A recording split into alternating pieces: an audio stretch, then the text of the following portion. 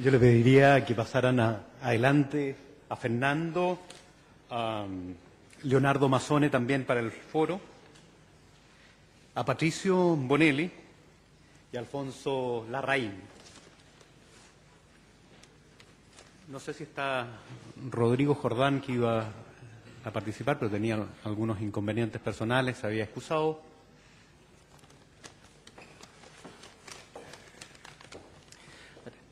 Mientras se acomodan, yo creo que hay un par de cosas que comentó Fernando que dejó implícita que yo creo que vale la pena destacar. Hay 3 cambios que vienen en los decretos nuevos con respecto a lo que venía en el original, que tienen un tremendo impacto en los resultados de la aplicación. Uno tiene que ver con el uso o la posibilidad de usar la componente elástica. Y eso permite sacar del problema una serie de secciones, por ejemplo, que tenían unas alas cortas que era imposible diseñarlas con el procedimiento de la primera norma.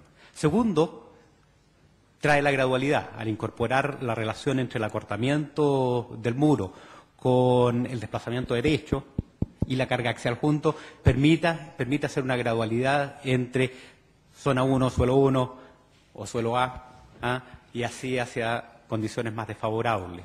Entonces, ese es un segundo cambio. Y otro que también pasó rápidamente, es que cuando se confina, uno tiene que tener hormigón para confinar. Y en el decreto viene un espesor mínimo de la zona a confinar de 30 centímetros. Yo diría que esos son los cambios más grandes que hay. No sé si tenemos las preguntas por ahí. Si no, yo tengo una primera pregunta, y me gustaría hacérselas en general a todos. ¿Cuáles son, en definitiva, el impacto que tienen resultado en una estructura real este decreto, las disposiciones del decreto 60 con respecto a lo que teníamos en la NSH 430 del 2008 y lo que teníamos en el decreto 117? ¿Cómo van a ser las estructuras? Antes de alguna acotación, van a pasar ahora por las cabezas de fila para que hagan correr las preguntas que están escritas en el papel. También vamos a dar un espacio para hacer preguntas a viva voz, así que están esas otras 2 posibilidades. Sí. Así que dejo lanzada esa primera pregunta que es mía mientras esperamos que el resto vaya. ¿Está prendido, no? ¿Está prendido? Sí. Yo creo que las estructuras van a tener un poco muros más gruesos, indudablemente, y un detallamiento más cuidadoso en los confinamientos. Básicamente yo diría que es eso. Yo creo que respecto a las estructuras que ya teníamos bien diseñadas, no hay mucho cambio. Por ejemplo, a mí me gustaría valerme un poco del ejemplo que mostró Fernando para decir algunas cosas. ¿Podemos mostrar La fe.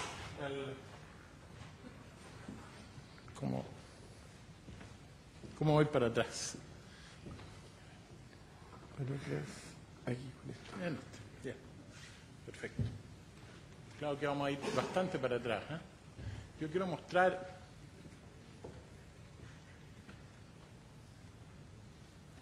ese dibujo. Fíjense ustedes que hay gran armadura de punta de muro acá y gran armadura de punta de muro allí. Eso significa un momento volcante grande en ese muro. Lo mismo en el simétrico. Y no hay un equilibrio de esa armadura con la armadura que hay ahí en esta viga de fundación, que aunque tenga 3 pisos, va a requerir muchísimo más barras que 2 barras ahí. Y si acaso ustedes ponen la armadura que les sale a esa viga de fundación, ahí de esa altura, este dintel corto que se forma ahí y lo arman por capacidad, la armadura que va a dar ahí abajo es prácticamente el continuar esta armadura hasta el fondo. Y tienen que poner armadura de corte en este dintel corte, porque si no es imposible que haya equilibrio entre la fuerza de tracción de este muro y compresión de este muro cuando funcione en conjunto. Entonces, esta es una estructura que ya de partida está mal armada, cualquiera sea la norma que apliquemos, si no hay equilibrio. Es una de las cosas que yo quería hacerles ver, porque en el fondo, cuando uno ve que una estructura tiene un momento tan grande como esto y llegan armaduras tan grandes, no puede ser que ahí haya 2 fierritos y acá haya 2 fierritos, si tiene que haber mucho más armadura. Y ahí en ese dintel tiene que haber fierro al corte, si basta mirarlo. Eso es un comentario que quería dar de esa...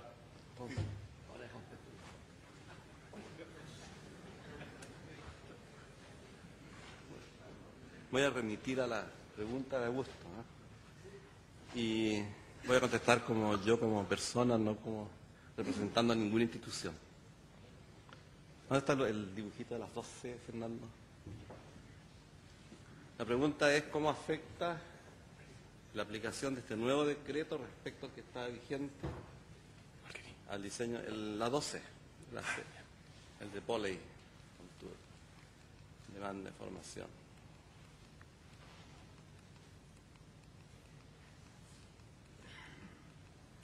Ay, esto es muy bonito. Las normas, los decretos, nos dicen lo mínimo que nosotros creemos que debemos exigir. Pero no es todo. Lo que decía Fernando, hay muchos criterios de ingeniería y en el caso de diseño por capacidad en realidad debería estar más en la norma 433 que en la norma de capacidad. O sea, lo que nosotros tenemos que conocer cuál es el corte que va a actuar sobre la estructura, cuál es el momento que va a estar sobre la estructura. Entonces, claro, si el análisis se hace elástico, lineal y viene desfigurado, a veces tratamos de parcharlo en la norma de diseño, que es lo que se estaba haciendo, pero son cosas que tienen que ver más bien en la 433, permitir un análisis incremental o un análisis no lineal. Pero esto sí que es fundamental. Lo que nosotros vimos es que estas secciones están fallando aquí por compresión. Esto no puede permitirse porque se pierde la estabilidad del sistema y se va. Y fue lo que vimos. Y en el caso del colapso que ocurrió, y en otros edificios que estuvieron a punto de colapsar, al perderse esta cabeza, el muro se queda sin soporte y si el edificio entero se puede ir o se puede salir generalmente fuera del plano. Entonces, no podemos permitir que falle en compresión. Antes de los dos decretos, la norma nos permitía diseñar estos elementos para que el modo de falla fuera precisamente la compresión y no alcanzaba a fluir esta armadura. Si uno le da rotación y esta armadura no fluye, cuando yo trato de aumentar la fuerza y esto se empieza a plastificar, toda la capacidad de rotación está basada en que esta cabeza es capaz de acortarse sin tomar más fuerza. O sea, estoy dando la ductilidad al acortamiento del hormigón. Y cuando yo confino, eso lo logro con el alargamiento de la armadura transversal. Y lo que nosotros vimos es que para que sea eficiente se necesita un espesor. Y lo que se puso en este decreto fue que si necesitan confinar, por lo menos 30 centímetros, que no es mucho. Pero hay algunos ensayos que demuestran, y Leonardo Basones los ha mostrado, que efectivamente si hay cierta manera transversal, por lo menos vamos a tener más capacidad de deformación.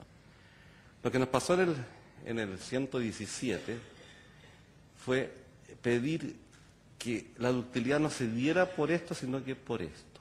O sea, que siempre fluyera. Y el permitir que en el diseño de hormigón armado la armadura al estado límite último siempre fluya es algo muy antiguo. En el diseño de viga, la cuantía se limita a un porcentaje de la balanceada, 75%, por ejemplo. Y si uno quería tener más resistencia, sin aumentar el tamaño de la sección, nos pedían armadura comprimida. Porque al poner armadura comprimida puedo dar ductilidad. Y es una norma pero muy antigua. Y eso fue lo que aplicamos a muro. El resultado es que nos dieron estos espesores tremendos. Entonces, la solución obvia fue desligar. Corto acá y corto allá. Y eso funciona súper bien, pero no gustó. Y a muchos no les gustó porque hay que hacer esta dilatación físicamente y hay que rajar la losa. En cambio, en el parche que se hizo, en el fondo para poder hacer estas secciones y no hacerlas tan gruesas, fue decir, bueno, limitemos el acortamiento del hormigón al desplazamiento de diseño. Y ahí se permitió hasta el 8 por 1000. Y eso es lo que está. Pero no dice nada más. Ahora, ¿qué pasa si yo diseño permitiendo el 8 por 1000, pensando que esta curvatura me va a dar la deformación que yo necesito para el sismo de diseño y no fluye el acero? Voy a tener de nuevo fragilidad. O sea, de nuevo tengo sección controlada por compresión. Ahora no lo dice explícitamente el decreto, no diseñe para que la sección no quede controlada por compresión. Pero el que no lo diga no implica que no lo hagamos, podemos hacerlo. Y esa es una advertencia. O sea, podemos permitir hasta el 8 por 1000 confinado, podemos calcular la deformación, Pero yo les ruego aquí, verifiquen que el acero es capaz de fluir. Si ustedes no lo hacen, podrían tener, y hemos visto en algunos casos que sucede, que tendríamos nuevamente diseños frágiles en que están fallando nuevamente por compresión. Y eso es una de las consecuencias de este parche que se hizo al decreto, el nuevo. O sea, podríamos en algunos casos tener elementos no lo suficientemente resistentes acá a la compresión y que pudiéramos de nuevo tener el problema, y estamos confiando solamente en la efectividad de la armadura transversal para lograr acortamiento en el hormigón. Gracias, Patricio. Leonardo Mazzone fue el que dirigió el subgrupo de trabajo que redactó la disposición respecto a el 8 por 1000 y que revisó las capacidades de deformación y las demandas de deformación de los muros para distintos niveles de carga axial, de configuración de muros y de niveles de acortamiento de los hormigón. Así que no sé si quiere hacer algún comentario, Leonardo. Sí. Primero que nada, si me remito un poquito más atrás, digamos, a la pregunta original, diferencia entre, si vamos a la NSH 430, al 118 y después al 60 estamos ahora, ¿no? Hay algunas variaciones. Primero, la NSH 430, la del 2008, ya incorporaba confinamiento. O sea, eso ya era un paso. Lamentablemente, como estuvo tan cerca el terremoto, no hubo, digamos, no tenemos estructuras como para validarlo. Pero ya existía el confinamiento, o sea, el requerimiento estaba. Ahora, en la norma actual, digamos, la que se oficializó hace 2 días, vuelve a aparecer, digamos, lo de confinamiento. Desde ese punto de vista, no sería nada nuevo, pero sí es nuevo respecto de las fallas que hubo en el terremoto. En el terremoto, evidentemente, los edificios no tenían esa armadura de confinamiento, y al colocarla ahora, ¿cierto?, debería haber una mejora en la respuesta, porque lo que vamos a tener es un elemento de borde que es capaz de deformarse mucho más de lo que se deformó los elementos de borde, digamos, que fueron o que tuvieron falla, digamos, en estos muros para el terremoto del 2010. Ahora, esa es una etapa y eso es un avance, digamos, yo diría que importante, en el sentido de que va a mejorar o debería mejorar, ¿cierto?, la respuesta de estos elementos a flexocompresión. Ahora, lo que siguió después, y que tiene relación con las modificaciones del decreto 118 al actual, es lo que mencionaba Patricio, digamos, que tiene relación con un requerimiento adicional que va más allá de poner o no poner confinamiento, porque si se fijan, poner o no poner confinamiento tiene un problema, no sé si un problema, digamos, pero tiene la disyuntiva de que si estoy al filo, puse en uno y en el otro no puse nada, me queda en el aire, ¿ya? Entonces, de ahí apareció un poco la idea, y son cosas que se han ido mencionando, no solo acá, digamos, fuera de Chile también, es el cuento de que no queremos solamente que las estructuras respondan de cierta manera y nos olvidamos, y bueno, lo que pase es lo que tiene que pasar, y pusimos confinamiento y cerramos los ojos, sino que queremos controlar la estructura. O sea, que la estructura se comporte como uno quiere que se comporte. Entonces, uno de los pasos que se hizo, y se hizo en el 118, y se hizo ahora de nuevo, digamos, son diferencias y matices, ¿no? Pero la idea o el concepto que detrás es el mismo. Es que no queremos que la estructura se comporte en forma aleatoria. La queremos forzar a que tenga un cierto comportamiento. Lo que tiene ahora, a diferencia del 118, es que en el 118 tenía unas limitaciones a las deformaciones. O sea, se quería que la armadura, en caso que el hormigón llegara al 3 por 1000 en compresión, la armadura al menos llegara al 4 por 1000, o sea, se deformara más de la afluencia, tuviera un cierto nivel de ductilidad, pero eso se lo pedía a cualquier estructura, a toda la estructura en todo el territorio nacional. Y eso obviamente tiene algunas dificultades, ¿ya? No es un mal requerimiento, pero obviamente tiene limitaciones, como cualquier requerimiento. Ahora, la diferencia con el decreto ahora es que tratamos de atacar, digamos, con mayor, entre comillas, severidad, o ser un poco más controladores en cómo se va a comportar la estructura, las que nos podrían dar más problemas, simplemente. Si una estructura está en suelo 3, digamos, más cerca de la costa, para el peor de los suelos, ¿cierto?, queremos limitarla aún más, o sea, darle mayor capacidad, más que mayor capacidad de formación, decirle, no, usted no se deforme tanto. Ahora, ¿cómo lo controlamos eso con este 8 por 1000? Es simplemente variando los niveles de carga axial. Y eso es un control indirecto que tiene esto. O sea, ese control del 8 por 1000 de deformación que estamos exigiendo es simplemente decir, para que uno pueda llegar a ese 8 por 1000, no puedo ponerle cualquier carga axial. Si tenemos una T, la T va a tener más problemas porque cuando se levante el ala, ¿cierto?, la zona que se va a comprimir en el alma va a sufrir más que un muro rectangular con poca armadura en la zona traccionada. Entonces, a ese caso le vamos a castigar un poco más. Y se castiga a través de las expresiones que son simples, ¿cierto? Evidentemente uno puede buscar cosas mucho más refinadas, pero esa expresión simple, digamos, ya nos da una noción de que esos casos hay que castigarlos un poco más. Si el terremoto, entre comillas, es más grande, o sea, estamos en el peor suelo y en la zona más cercana a la costa, bueno, castiguémoslo más. Pongámosle una carga axial más baja, pero en la carga axial que estamos fijando no es antojadiza, o sea, al menos está asociada, ¿cierto?, a un nivel de daño esperado. Con expresiones simples, como les digo, pero es una limitación, digamos, que está asociada a ese tipo de cosas. Entonces, es un paso, incrementalmente estamos tratando de mejorar la respuesta que podrían tener la estructura. Ahora, ¿podemos cambiarlo, mejorarlo aún más, ser más exigentes? No, por supuesto, ¿cierto? O sea, lo primero que hay que tener presente es que las normas no deberían ser cosas que no cambien en 50 años. No, tampoco cada 6 meses, ojalá, que sería como mucho también, digamos. Pero tiene que haber una modificación, tiene que ir incorporándose no solo el conocimiento, sino que la experiencia, digamos, las cosas como van funcionando, la respuesta que tienen las estructuras, incluso, digamos, la simplicidad en el diseño. Todas esas cosas se van agregando y eso, digamos, lo que esperamos que ocurra con la estructura, digamos, una mejora paulatina con estas aplicaciones de los decretos, y obviamente hay diferencia entre uno y otro, digamos, pero ya es una mejora sustancial respecto de lo que de lo que vimos, digamos, que ocurrió con el terremoto del 2010. Eso sería. Gracias, Leonardo. Fernando. Mira, yo en general pienso que estas nuevas disposiciones van en cierta medida marcando una dirección que es que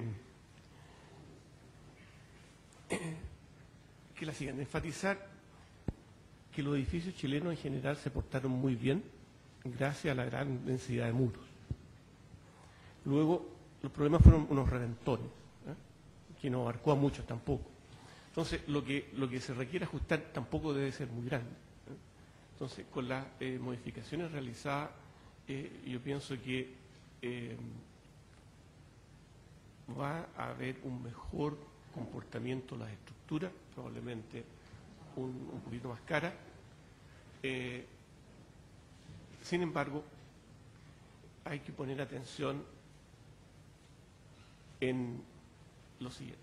Quiero enfatizar, no quise ser majadero esta vez, es que también tenemos un problema con el uso del ETAPS y que conduce a hacer algunas estructuras extravagantes porque provienen de una arquitectura extravagante, y debemos tener conciencia que el ETAPS, según lo manifestó entre otros Jack Bailey el año pasado, no está diseñado para ese tipo de singularidades o de extravagancia. Y yo también podría ofrecerles aquí la cantidad de muros en los cuales el ETAPS patina. Entonces, yo creo que debemos, para mejorar la estructuración y el diseño estructural, esto es una parte, y yo creo que está bien. Incluso me atrevería a decir que en algunos casos a lo mejor exageramos un poco aún, pero los bordos están en otra parte, está en una estructuración adecuada, está en una arquitectura que sea sísmicamente sustentable y un uso adecuado, modelar bien. Yo creo que por ahí vamos bien hacia el futuro. Gracias, Fernando. No hemos tenido una avalancha de preguntas por Twitter, así que vamos a volver al sistema tradicional. Tenemos micrófono por ahí, así que la primera pregunta, Cristian, me gustaría, yo sé que René y su oficina han tenido que calcular y recalcular muchos edificios con las distintas versiones de las normas, decretos, y por lo tanto tiene una intuición bastante clara respecto a, en términos de estructuración y en términos de uso de hormigón, de acero, cuál está siendo hoy día el impacto que podrían tener comparativamente estas nuevas disposiciones. René. ¿Se escucha? Solo opinar como usuario del decreto. Nosotros llevamos un tiempo, bueno, desde que la redacción quedó definida, usando este decreto, probándolo en distintos edificios. Lo primero que tuvimos que hacer en una cantidad importante, diría yo, de edificios, sobre todo altos de 20 pisos o más, verificar si esos edificios que ya teníamos hechos con los decretos 117 y 118, al rehacerlos con esta nueva especificación, iban a sufrir qué tipo de variaciones, iban a haber economías o no, porque esa es la primera pregunta que le hacen los clientes ahora. Lo que hemos visto que en general siempre se lograron economías en edificios altos.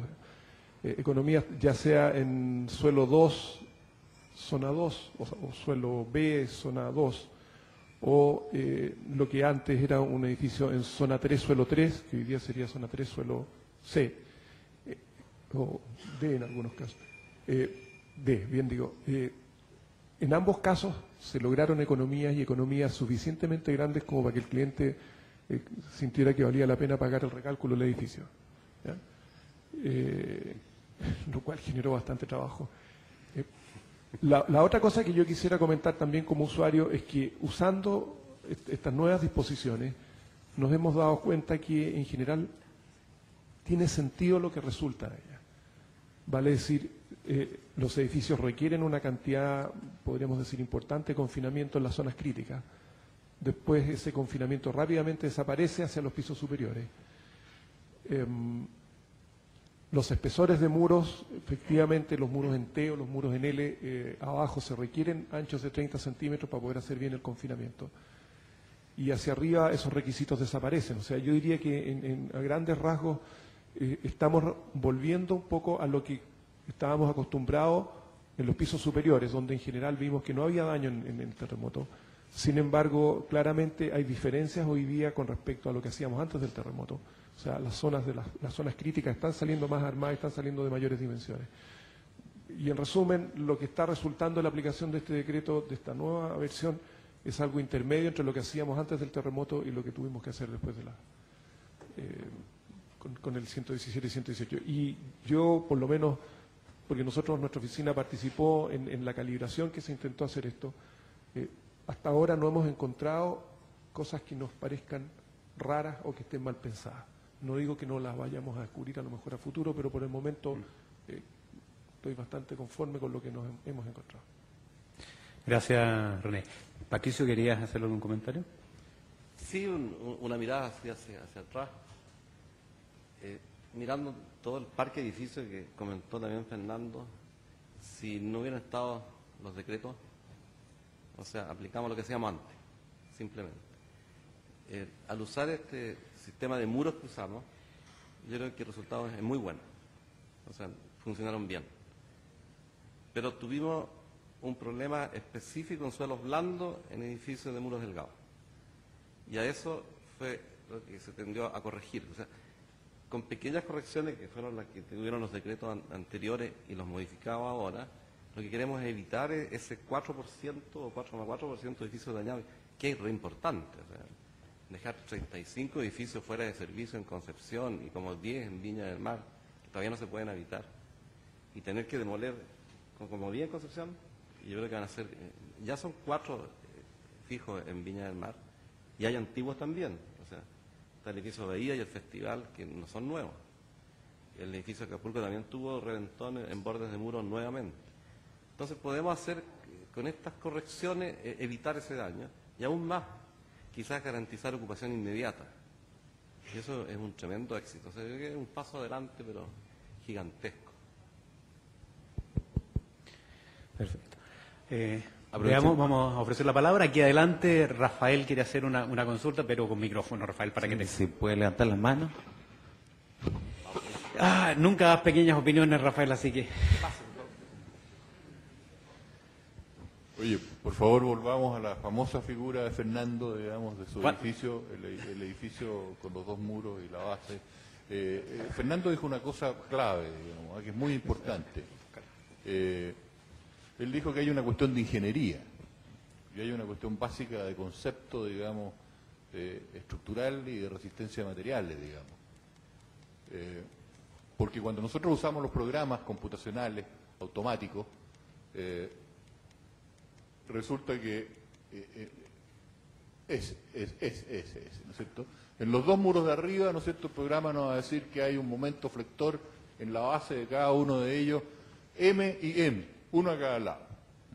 Y básicamente en el muro que sigue para abajo, que es el grande, dice que hay 2M. Esa cuestión es absolutamente falsa, porque hay un problema de discontinuidad. O sea, a lo mejor en la base hay 2M. Olvidémonos de las fuerzas laterales de los pisos de abajo. En la base puedo pensar que es una sección de flexión con compresión a un lado, tracción al otro, con un momento de 2M. Pero lo que tengo en ese murito ahí donde está la conexión de los dos de arriba con los muros del subterráneo, en el primero, hay un estado de tensiones absolutamente irregular. O sea que si yo pienso que eso lo diseño con 2M y a esas barritas les dejé el puro anclaje para las que sigan para los muros para arriba, eso está de partida malo, digamos. ¿Ah? Ahí hay una cuestión que se llama, y no debemos ignorarlo porque está en la CI, hay un capítulo que habla de discontinuidad y que se llama puntal tensor, digamos. Y nos dice sus números que usted sacó en ese muro que está ahí son absolutamente falsos. Para que se produzcan los estados tensionales que dicen la hipótesis de Navier, tengo que estar alejado del punto donde están los esfuerzos. Tengo que tener por lo menos una razón A partido por H igual 1 o 2, digamos. Pero en los bordes no están esas cosas, entonces yo tengo que preocuparme de eso. Y por favor, ponme la figurita de los otras discontinuidades que tenéis para atrás. Siéntate Mi nueva, último Fernando. comentario, porque me voy a demorar un segundo. No, ponla, por favor. No, si yo no se vaya a cansar, No, ponte Fernando. la anterior. No. ¿Dónde están los otros muritos con hoyos? Esos tienen Bueno, hoyos. esa cuestión, digamos, es absolutamente prohibida. Digamos. Ahora, yo la he visto en muchos edificios, pero eso es, para mi gusto, digamos, es conceptualmente un descriterio, digamos, de diseño espantoso. No se puede hacer eso. Ahora, claro que yo la voy a armar con los esfuerzos que me da el ITAPS y qué sé yo, voy a decir, este pedacito de muro tiene tal esfuerzo y le voy a poner las armaduras y voy a cumplir con la norma. Pero eso no es cierto, no está pasando eso. Ese es el error y la deficiencia de los programas automáticos, ¿no es cierto?, que nos están dando valores que nosotros creemos que son valores que ocurren en elementos donde se cumplen las hipótesis de Navier y no es efectivo.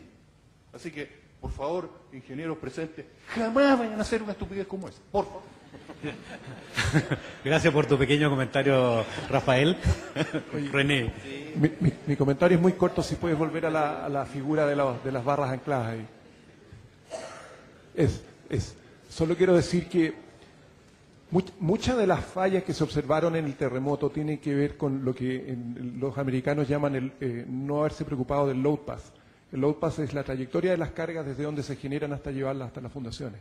Lo que nosotros vemos ahí arriba, que es otro enfoque de lo mismo de lo que ya han comentado, una barra tiene una cierta longitud de anclaje cuando se ancla en una masa de hormigón que es capaz de tomar esos esfuerzos. Y por lo tanto, lo que tenemos ahí, eso no se cumple, porque la longitud de anclaje que está calculada ahí está anclando esas barras en una masa que no es capaz de tomar esa fuerza. Entonces, lo que faltó al colega, ¿no es cierto?, ahí, es estudiar el load path, cómo traslado las cargas desde ese punto hacia abajo. Y eso no está resuelto. El software de análisis no te lo da, y el ingeniero es el que tiene que detectar dónde hay cosas que el software que no te entrega información, y por lo tanto tendrá que buscar alguna otra tarea que será puntal tensor o lo que sea para ser capaz de llevar esas cargas hasta las fundaciones. Ahí las cargas quedaron 3 pisos más arriba y nadie se preocupó de cómo tenían que llegar hasta abajo. Eso sí. Vale. ¿Alguna pregunta? Por favor, sin vergüenza, levante la mano. Carl, por favor.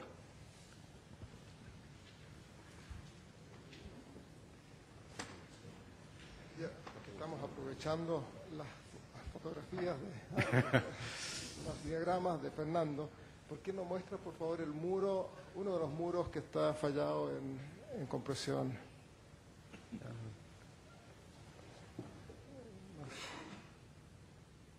A ver, este puede ser, tal vez. Ese mismo podría ser.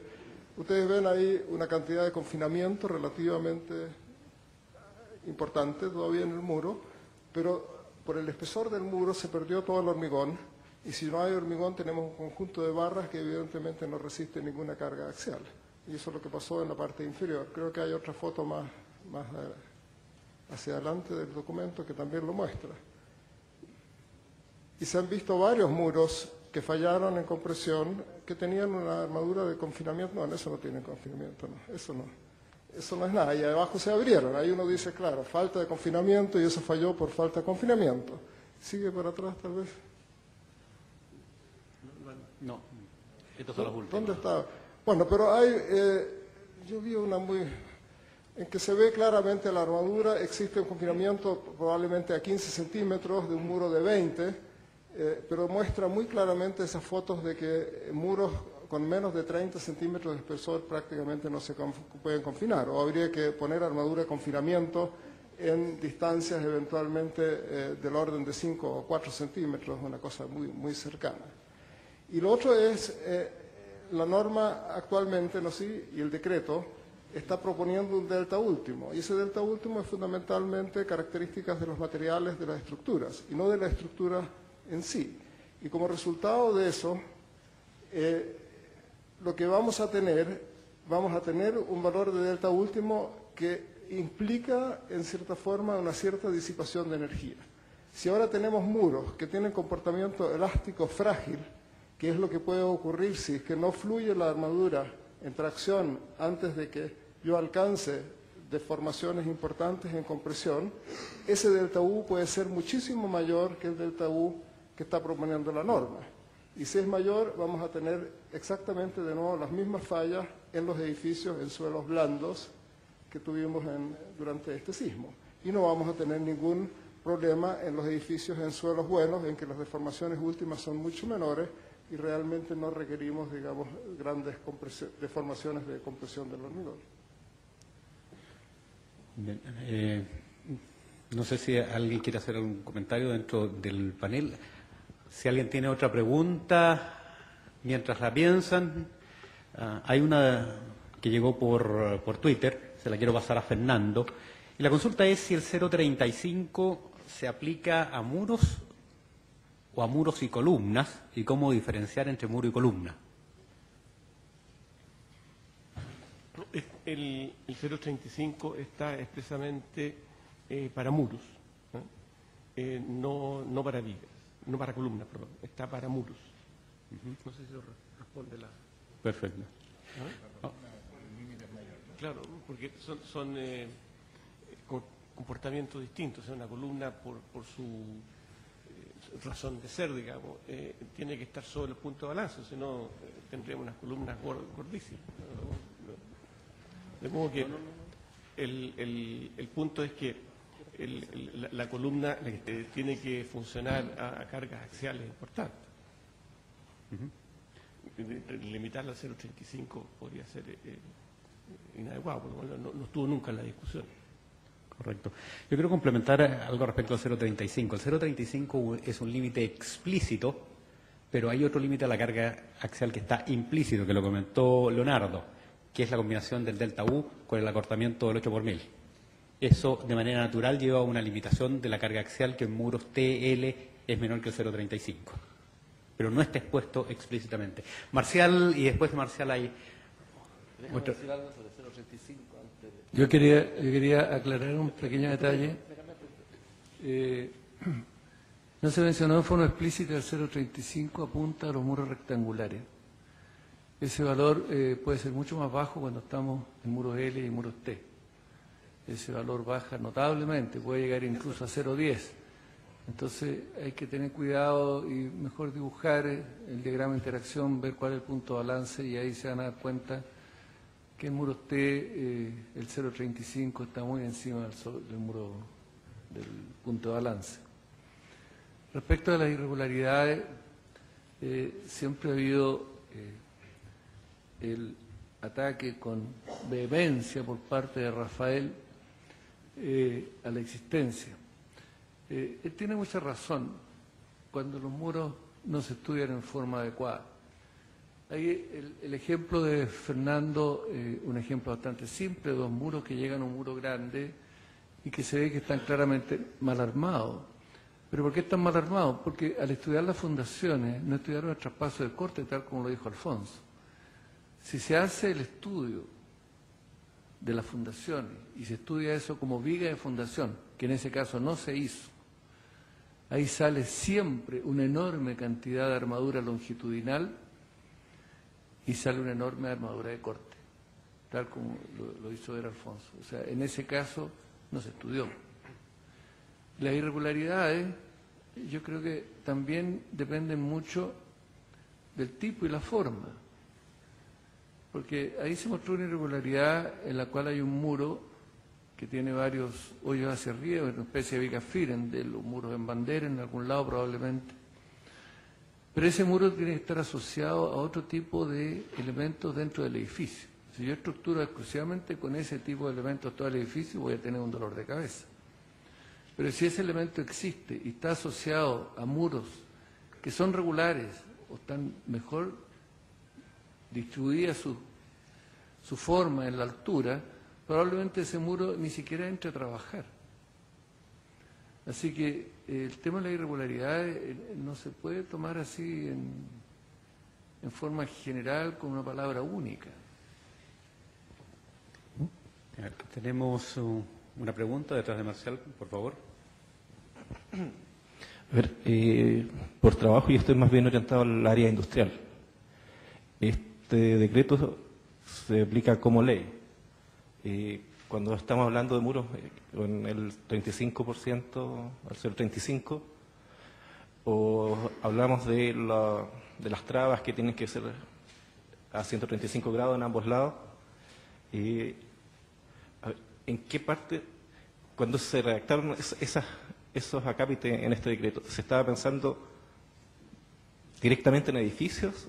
¿Hay algún alcance que permita alivianar alguno de esos conceptos?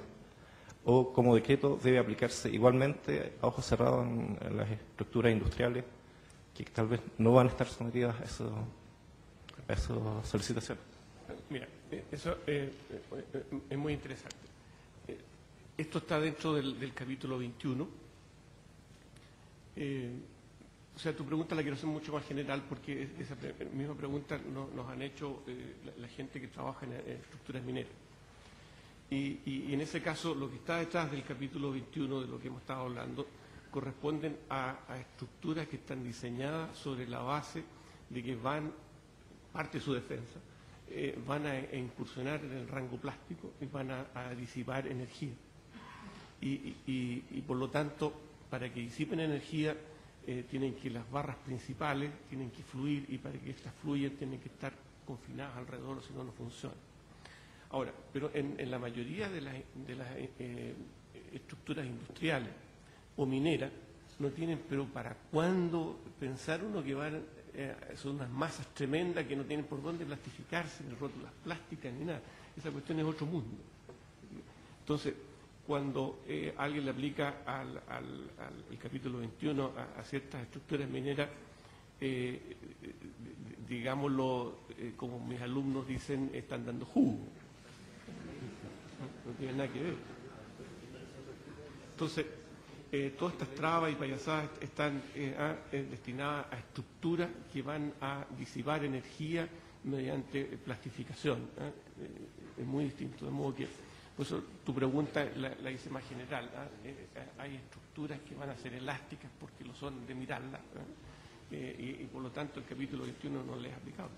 La excepción estaría en el primer artículo del capítulo 21, donde hace la mención de que está redactado para estructuras que van a incursionar en el rango plástico. Exactamente. Incluso en el alcance de la CEI, digamos, el capítulo 0, está clarísimo cuál es el alcance. Y ese tipo de estructura no cabe dentro de la CEI tradicional. No, pero el decreto lo aclara. Esto dice, esto es aplicable a muros especiales. Y dice que muros especiales son de que hay diseñado con R0 o R igual 7. Entonces no cae en la industrial. Patricio, tú ibas a hacer un comentario también sobre el 0,35. No, ya, perfecto. El 0,35 lo puso alguien y no sé por qué. Claro, porque en sección rectangular de armadura simétrica equivale al 4 por mil de alargamiento cuando el hormigón llega al 3 por mil, que es un caso especial.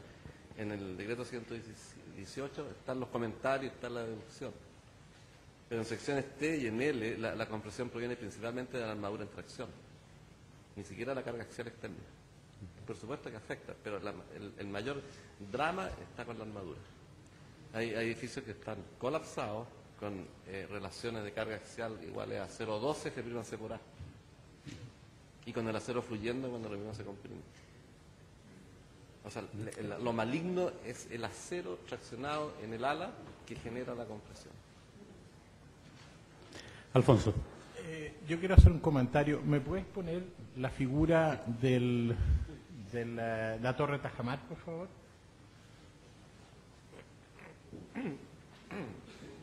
El tema es el siguiente.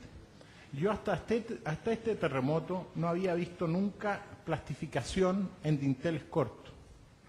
Y sin embargo acá vimos mucha plastificación de losas que formaban dinteles cortos entre muros. Eso se ve claramente en la Torre Tajamar. Ahora, no es que la Torre Tajamar haya tenido algún problema. Yo creo que no los tuvo. Pero... ¿está ahí?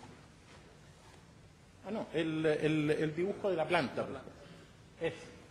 ¿Qué pasa? Que ahí, por ejemplo, hay un dintel sumamente corto, ahí hay otro dintel sumamente corto, y que si uno mete ese dintel al análisis, da una cantidad de armadura impresionante. Y uno debe preocuparse de poner esa armadura porque si no se agrietan esas puntas. Ahora, Patricio Bonelli dice que no. Yo sí se las pongo y no he tenido ningún problema, ninguna fisura en los edificios. Ahora, ¿qué es lo que pasa? Lo que pasa es que a veces ese dintel corto no da la armadura.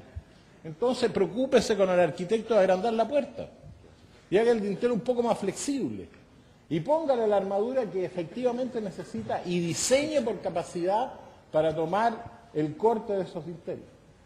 Me interesaría la opinión de Patricio, porque la verdad es que yo vi muchos dinteles de esos fallados, digamos, o sea, con fallas importantes. Y además acuérdense que el criterio que estamos buscando los ingenieros en este momento no es solo diseñar con R=7 y que las estructuras se fisuren y se dañen, porque el inmobiliario no espera eso.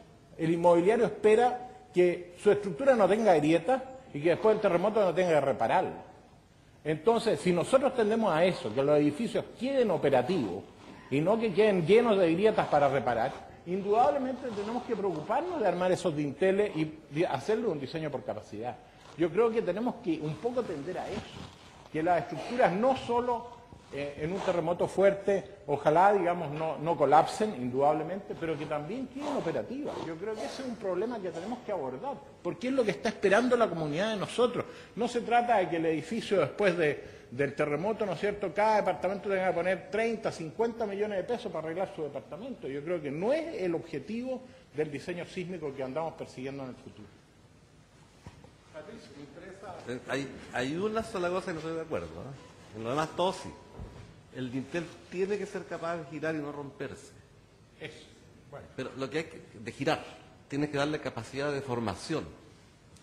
Y ese dintel hay que armarlo con una viguita, así a todo lo ancho, con armadura, arriba y abajo, de manera que pueda girar. Y armarlo por capacidad de corte, pero no con el momento del análisis, porque es tremendo. Si le pones mucha armadura longitudinal, necesita mucho corte, pero va a generar fuerza axial importante acá y corte. El dintel cuando gira genera corte en los muros. Y eso se ha medido en San Diego, el aumento de corte en los muros, más o menos el 70% proviene del giro de los dinteles. Entonces, claro, hay que armarlo, pero nosotros ponemos el 5 por 1000 de la losa en una faja. Y verificar que no se va a romper al corte. Y funciona perfecto, entonces no se nos han roto, en muchos edificios. Pero si le mete el ETAP, salen FI 22 a 10. O sea, generalmente le ponemos 4 fierros del 12, con triple estribo. Yo le he puesto bastante más y no he tenido ningún problema. Bueno, como les dije, la norma generó amplios consensos dentro de un grupo reducido de ingenieros. Al fondo hay una pregunta, por favor. Una pregunta en particular para Patricio Bonelli y Alfonso Larraín, que dirigen oficinas de ingeniería. En la práctica para edificios del orden de 20 pisos, ¿qué cantidad de pisos se está considerando como zona crítica, como sección crítica? ¿Qué cantidad de pisos? De nuevo. ¿Qué cantidad de pisos se están considerando como que forman parte de la sección crítica? O sea, que tienen secciones críticas, digamos. Normalmente son los primeros 4 o 5 pisos, una cosa de ese orden, pero hay que chequearlo en cada caso. Depende de la importancia del muro, ¿no es cierto? Porque si hay un muro muy largo que toma la totalidad casi del corte del edificio, indudablemente que puede ser que pueda fallar más arriba. En muros de menor importancia, indudablemente, rápidamente pierden los esfuerzos y no hay mayor problema. Esa es mi experiencia en la oficina. O sea, el muro voladizo, cuando gira, en la parte que se funciona bien, si no se rompe el borde, si no se rompe por corte, y se empieza a agrietar, la plastificación se reparte hacia arriba más o menos en 1,5 veces el largo, ¿no? 1,5 a 2. Ahora, para calcular uno usa un largo plástico que es un número calibrado para que dé la rotación. O sea, si uno integrara bien el asunto, daría mejor el número. Y ese largo plástico es el omega medio. Pero la zona crítica está más o menos en una vez la altura. O sea, un muro de 5 metros tiene una plastificación de cerca de 5 metros hacia arriba. Aprovechando que está esa pregunta... Pero no es eso, ¿eh? No es ese L omega medio que está ahí. Ese LP no es la zona total que se grieta. Ese número de cálculo que usamos equivalente pensando que se concentra toda la plastificación en un rectángulo igual a LP y FISU acá. Patricio, aprovechando esa pregunta, hay una que llegó por escrito preguntando cómo se establece las alturas y las zonas críticas cuando hay edificios que tienen dos cuerpos de alturas distintas. Ese es el tema que hemos tenido problemas y que no hemos normalizado, y que es lo que Fernando llama que es una buena ingeniería. O sea, lo que estamos haciendo hoy es hacer un análisis elástico, lineal, a baja deformación, y nos dice cómo repartir la resistencia en la estructura, a pequeña deformación. En el diseño con capacidad, lo que se trata de hacer es visualizar el modo de falla. Y uno dice, este es el mecanismo de falla. Si se me plastifican todas las secciones que se van a plastificar, y la estructura se forma un mecanismo, y esto es a gran deformación, o sea que no ocurra nunca. Por ejemplo, si yo tuviera solamente un muro voladizo, la zona está en la base, que es la que rota. En los casos de los marcos, está en la base de las columnas y los extremos de viga. Entonces, al hacer la estructuración, lo que uno tiene que hacer es visualizar cómo va a ser el mecanismo. En nuestro edificio, que son prácticamente muros en voladizo, son las bases de los muros, y giran todos. Ahora, si el edificio es muy complejo y no podemos visualizar el mecanismo, no podemos controlar el modo de falla. Y el problema que hemos tenido con el diseño por capacidad en nuestro edificio es que como las formas son tan raras, que no hay secciones ni L ni T, sino que hay un tenedor con 4 patas y está toda una maraña, no se visualiza el modo de falla. En estos edificios que estaba mostrando Fernando, por ejemplo, esos muros en voladizos, y en el segundo piso, tercer piso, se forma como una celda de una caja de huevos, así, en que se unen todos los muros. Es súper difícil saber cómo va a ser el mecanismo de falla. Y lo que vimos, y ahí está tu figura famosa, ¿te la puedes poner? ¿Cuál? La del muro agrietado en la base. A ver. Una muy bonita que tiene. ¿Esta? No, más arriba. Esa. ¿Esta? Esa. Esto es una estructura común, es súper común. Yo jamás me habría imaginado que la zona crítica está acá abajo y que falla el edificio acá. O sea, cuando uno diseña piensa que esta es la zona crítica y esta es la zona crítica y esto queda totalmente rígido, esto funciona bien. Eso se puede lograr, pero tienes que diseñar muy bien esto para que permanezca de aquí hacia abajo elástico. Y ahí tendría el mecanismo y el mecanismo. Y esto vimos en muchos edificios que las fallas están acá abajo. Ahora, el problema no es solo lo que dice Fernando, que existe, pero hay edificios que tienen la barra hasta acá y hasta acá completa y siempre están fallados acá. Y el tema es que aquí se provoca una diagonal de compresión proveniente de flexión y corte, combinada tremenda. Puede ser 4 o 5 veces lo que pasa acá arriba. Y el tema es que este volado, al estar empotrado acá, actúa como si hubiera un apoyo acá y un apoyo acá. Hay un par acá, un efecto palanca. Y van a haber edificios que están fallados acá por ese efecto. Es la compresión diagonal. El ETAP podría determinar algunas cosas de este tipo, de estas amplificaciones, hemos visto que sí se determina, pero con puntal tensor es más fácil hacerlo. Entonces, claro, si tenemos este tipo de sistema es difícil ver cuál va a ser la zona crítica. Aquí sería, si lo armo bien, sería acá y acá, y ahí debería girar.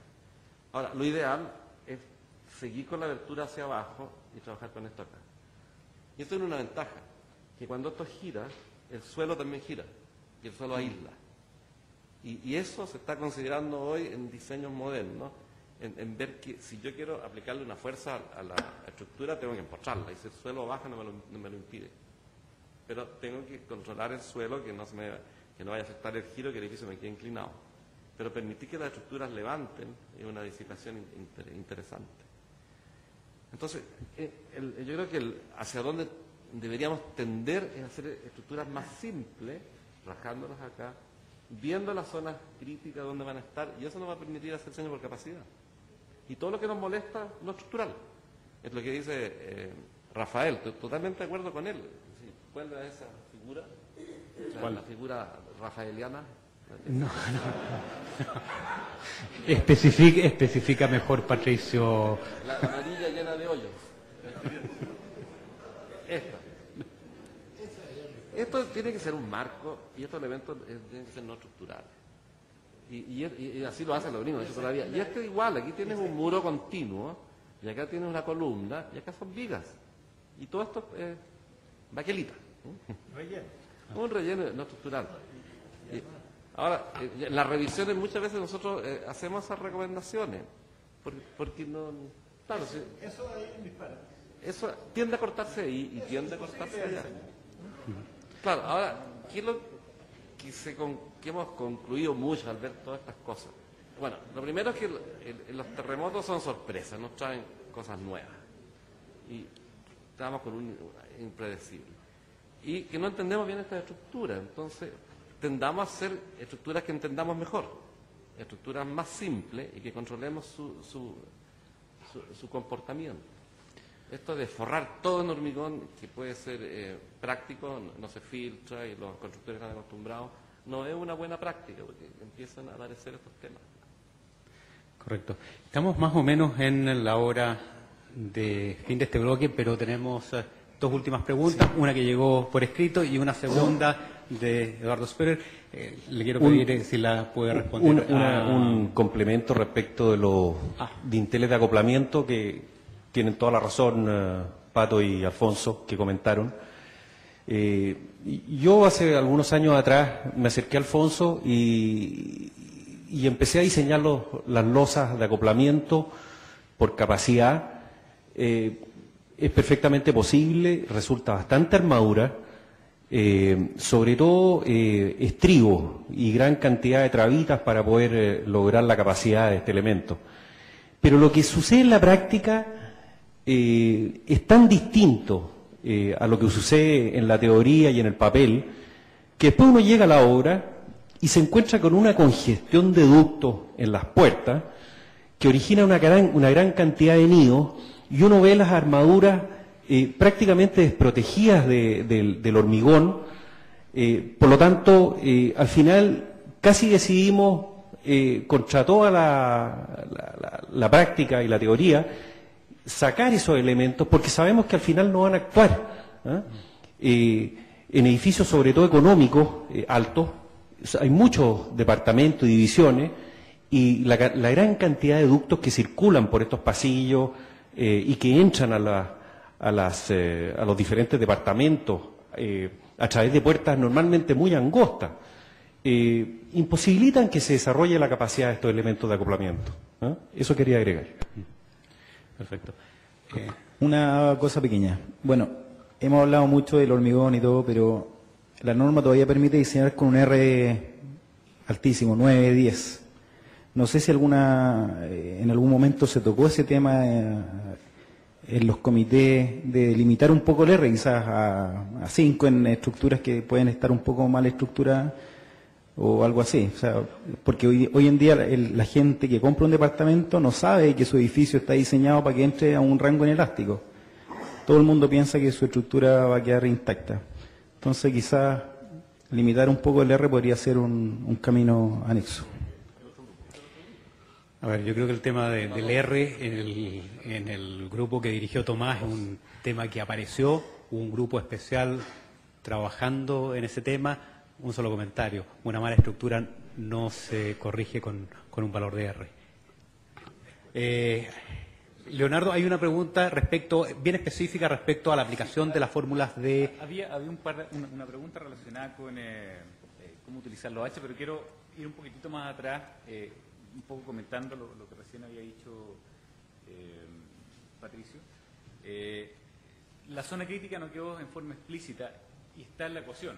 ¿Ya? O sea, tenemos que pensar que hay una expresión ahí que trata de ligar, digamos, cómo se va a comportar la estructura, y hay una ubicación de una zona crítica, digamos, que es parte del diseño. Eso es lo primero que hay que tener presente, y asume que el largo de la zona de esta rótula, digamos, plástica va a ser, digamos, L o LMD con forma más o menos aproximada. Entonces, lo primero es fijar esa zona. Ahora, fijarlo no es simple. Si la estructuración es rara, la figura que mostraban recién es cierto, con todas esas aberturas que ya Patricio lo puso hasta nombre, ¿no? Ahora, va a tener, Rafael, que limpiar tu nombre, esto es probablemente, porque te van a echar la culpa de las aberturas.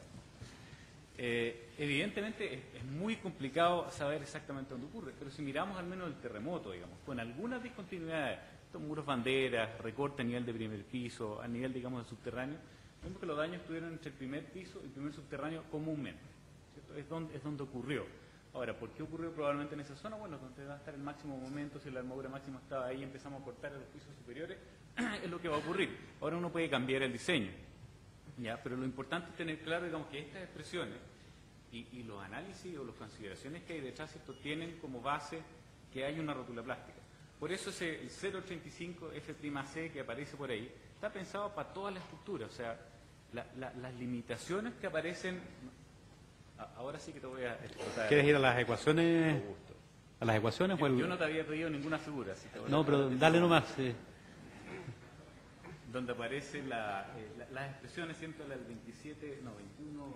Esta es la 21.7. Esta es la demanda de... Esa, cierto, asume que hay un desplazamiento de techo, hay un tremendo edificio entre medio, ¿cierto? Y la rótula se produce en alguna parte abajo, ¿no? O sea, no en otro lado. Ahora, es el abajo es lo que hay que definir. Ahora, las expresiones tan simplificadas no consideran ninguna discontinuidad. O sea, si hay discontinuidad en el edificio y si llegara a ocurrir, digamos, alguna concentración de deformación en algún punto, no está considerada las expresiones. O sea, esas expresiones son sencillas y parten de la base del componente cantilever. En voladizo, y por lo tanto, digamos, eso es lo que hay que tener presente, y la otra y por lo tanto, digamos, el hecho, digamos, de la discontinuidad, que tiene un montón de inconvenientes, también puede estarle afectando a estas expresiones si uno no lo considera o no lo toma en cuenta en el diseño. Ahora, aparecen unas expresiones que tienen terminología que es un poco distinta. Bueno.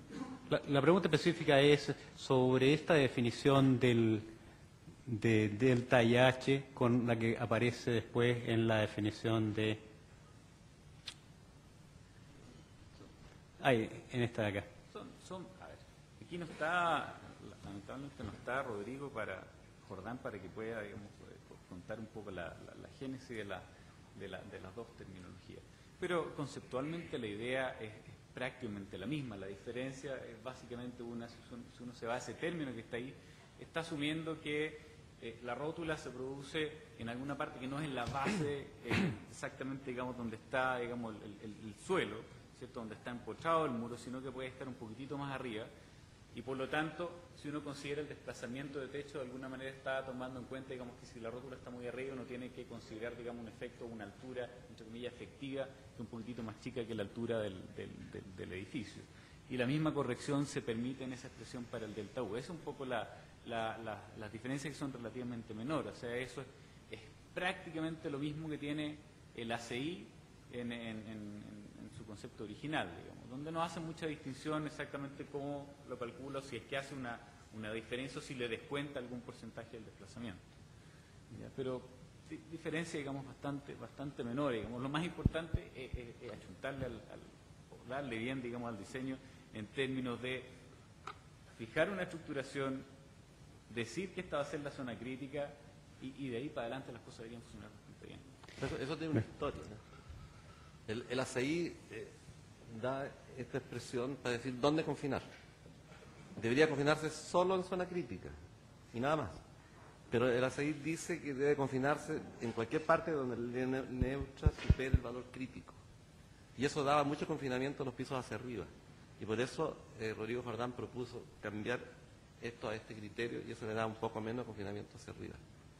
Esa es una fórmula práctica, ¿no? Perfecto. Estamos ya pasados Hay una 9 minutos. ¿Hay una última pregunta acá arriba? Sí. Ya, la última pregunta para dejarle tiempo a Tomás también, que no, y al café. Buenas tardes. En realidad, un par de comentarios. He escuchado acá que la mayoría, o una gran mayoría de los edificios no tuvieron problemas en el terremoto. Yo creo que a medida que los edificios se fueron cada vez exigiendo más, y lo digo exigiendo en el sentido de que cada vez empezamos a hacer los muros más delgados, son los que tuvieron problemas. Por lo tanto, evidentemente esto lo que nos está haciendo es hacer o visualizar que debemos hacer los muros un poco más gruesos y no llevar nunca la estructura al límite. Cuando tratamos de llevar la estructura al límite, caemos en la posibilidad de pasarnos para el otro lado. Eso es un comentario. Y lo segundo que creo que hay que dejar bastante claro, que Alfonso lo acaba de mencionar, es saber lo que estamos vendiendo. Si nosotros le decimos a los inmobiliarios, le decimos a la gente, le decimos a los propietarios que sus edificios no van a tener daño, entonces diseñemos para no tener daño. Pero la norma dice, en la primera parte dice que sí pueden tener daño y no ir al colapso. Y eso es una cosa que nunca se ha aclarado al 100%. O sea, cuando había una grieta o una fisura, los propietarios llamaban y evidentemente eso estaba dentro de lo normal. Ese comentario. Perfecto, yo creo que es un tema interesante para seguir discutiéndolo y conversándolo en el café, esa tensión que hay en la ingeniería entre la temeridad y la optimización. Yo les pido antes que se levanten un aplauso para nuestros panelistas.